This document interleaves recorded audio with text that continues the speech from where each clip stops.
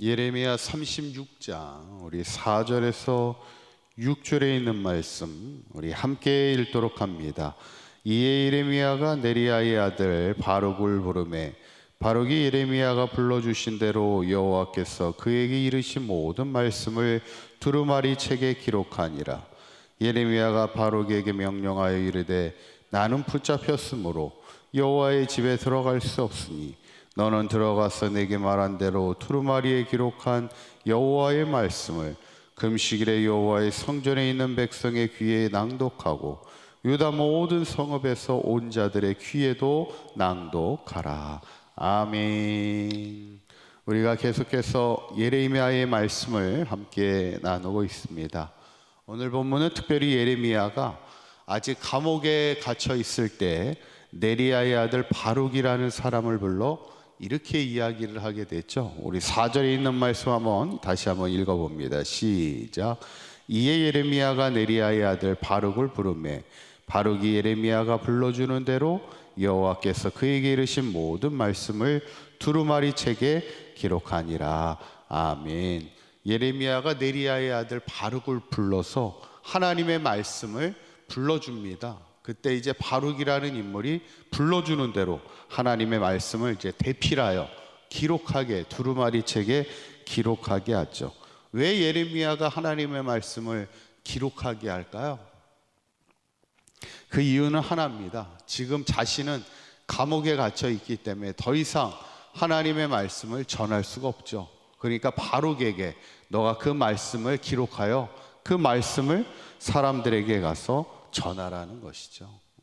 참 그러고 보면 예레미야가 얼마나 하나님의 말씀에 열정을 가지고 사역했던 사람인가를 보게 되죠. 우리가 보통 감옥에 갇히면 어떤 생각을 합니까?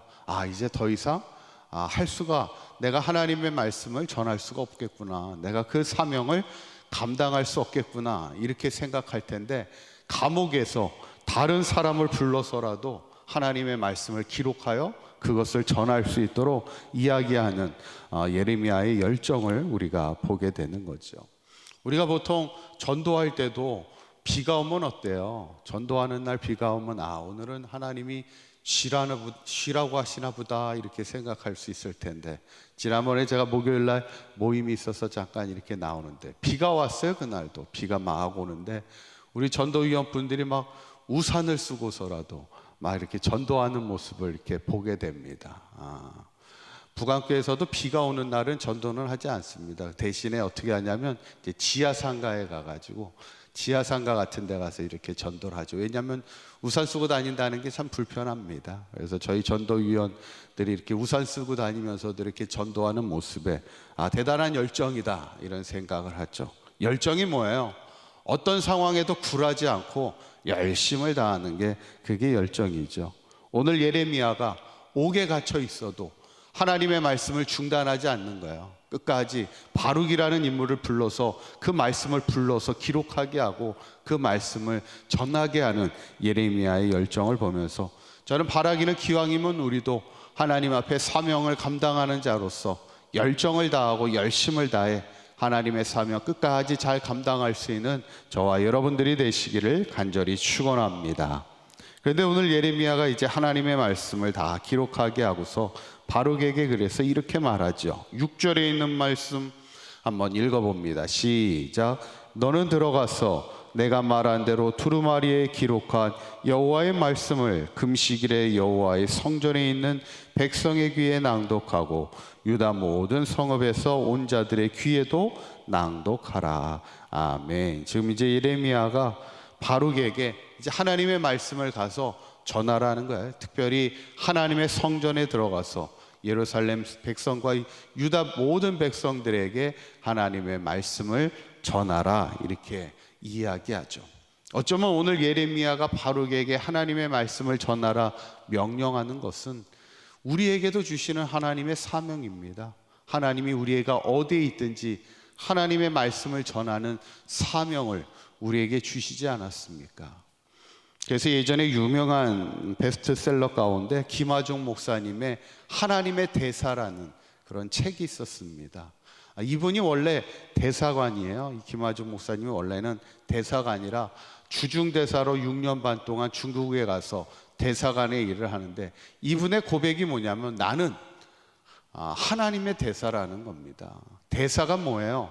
보통은 이제 나라를 대표해서 왕의 명령을 가지고 다른 나라에 가서 하나님의 그 왕의 이야기를 전하는 사람이 보통 이제 대사라 그러는데, 하나님의 대사라는 게 뭐예요? 어느 나라를 대표한다는 거예요? 하나님의 대사는 하나님의 나라를 대표해서 간다는 거예요. 그럼 누구의 이야기를 전하는 거예요? 하나님 나라의 왕이 누굽니까? 하나님이시지. 그러니까 하나님의 말씀을 들고 가는 거지. 그래서 세상 나라에 와서 내가 하나님 나라에 하나님의 말씀을 전한다는, 그래서 내가 하나님의 대사라 이렇게 이야기하는 그 고백이 참 멋있는 고백이라 이렇게 여겨지죠. 오늘 바룩이 이제 예레미야의 말씀의 명령에 따라 이제 하나님의 성전에 나가 하나님의 말씀을 전하는 것처럼, 우리도 하나님 나라의 대사라는, 하나님 나라에 하나님의 말씀을 전하는 사명자라는 생각을 가지고 우리도 어디서든 누구를 만나든지 하나님의 말씀을 전할 수 있는 귀한 사명자가 될 수 있기를 바랍니다. 그때 어떤 일이 벌어질까? 마지막 9절에 있는 말씀에 보면 그렇게 바룩을 통하여 하나님의 말씀을 전할 때 이런 일들이 벌어집니다. 한번 읽어볼까요? 시작. 유다의 요시야 왕의 아들 여호와김의 제5년 9월에 예루살렘 모든 백성과 유다 성읍들에서 예루살렘에 이른 모든 백성이 여호와 앞에서 금식을 선포한지라. 아멘. 뭘 선포했다고요?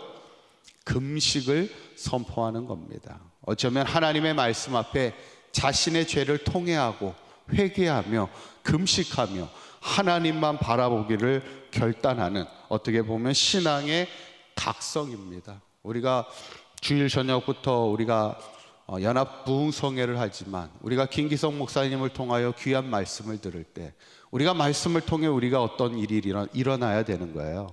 우리의 심령이 깨어나야 되는 겁니다. 항상 우리가 말씀을 통하여 우리의 마음이 각성이, 우리의 심령이 새롭게 깨어나는 일들이 나타나야 되는 거죠. 그래서 우리가 항상 말씀을 듣는 일에 힘써야 되는 거죠. 오늘 바룩을 통하여, 예레미야를 통해서 바룩을 통하여 하나님의 말씀을 전할 때 예루살렘의 성읍의 사람들과 유다 백성들이 금식하며 자신의 어떤 영적인 무뎌졌던 그들의 마음의 심령을 깨우기 위하여 금식을 선포하는 그들의 마음을 우리가 보게 되면서, 어쩌면 우리가 이 시대를 살아갈 때 늘 하나님의 말씀으로 깨어 항상 영적 각성의 인생을 살아가기를 우리도 힘써야 된다는 것이죠. 오늘 저는 이 바룩이라는 인물을 보면서 예레미야를 통하여 하나님의 말씀을 대신하여 전하러 가게 되는 것을 볼 때, 어쩌면 그 시대에 예레미야라는 선지자만 있었던 건 아니라는 거예요. 바룩이라는 인물도 있었고, 어쩌면 성경에 기록되지 않은 수많은 선지자와 수많은 하나님의 사명자들이 그 사명을, 시대를 깨우는 사명을 감당했던 것을 우리가 기억하면서, 저는 바라기는 이 시대 하나님이 우리를 하나님의 대사로, 하나님의 사명자로 불러주셨음에 우리도 대신 전하라 말씀하시는 그 하나님의 말씀을 늘 전하며 시대를 깨워나가는 저와 여러분들의 삶이 될 수 있기를 주님의 이름으로 간절히 축원합니다. 기도하겠습니다. 고맙고 감사하신 하나님, 예레미야가 옥에 갇혀 더 이상 하나님의 말씀을 선포할 수 없을 때라도 바룩을 통하여 하나님의 말씀을 전하게 하는 것을 보게 됩니다. 이 시대를 통하여서도 하나님의 말씀이 끊어지지 않게 하시고, 이 시대를 통하여서도 우리를 통하여 계속해서 하나님의 말씀이 선포되게 하여 주셔서 이 시대를 영적으로 깨우며 희망을 세워갈 수 있는 우리 사강교회와 모든 성도들의 삶이 되도록 인도하여 주시옵소서. 오늘 하루도 주님 주신 말씀 앞에 우리가 다시 한번 우리를 세워가게 하시고, 특별히 연합성회를 통한 하나님이 주시는 음성을 통하여 이 시대 우리가 깨어 하나님의 주신 사명 감당하며 하나님의 백성으로 당당하게 승리하며 살아가는 우리 사강교회 모든 성도들 되게 하여 주시옵소서.